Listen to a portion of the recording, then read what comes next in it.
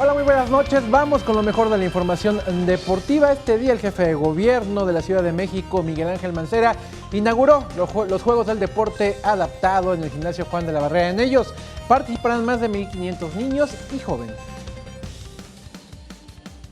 Con música, baile y una lluvia de papeles multicolor fueron inaugurados los Juegos del Deporte Adaptado CDMX 2016 en el Gimnasio Juan de la Barrera.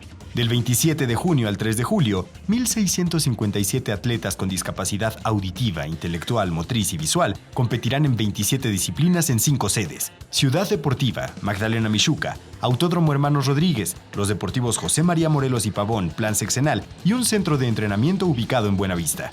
Esto va a ser una gran fiesta, va a ser un evento muy importante. Vamos a demostrar cómo no hay barreras cuando se quiere, cuando se tiene apoyo, cómo no hay barreras para lo que acabamos de ver acá, una demostración de arte, de ganas de seguir adelante. Del total de atletas participantes, 521 son mujeres y 1,136 hombres. De este universo, 279 son niñas y niños por 1,378 jóvenes y adultos. Básquetbol, ajedrez, atletismo, boliche, ciclismo, natación, voleibol, tenis de cancha, fútbol, danza, entre otras disciplinas, son las que destacan en esta competencia. Este apoyo se requiere en todo el país.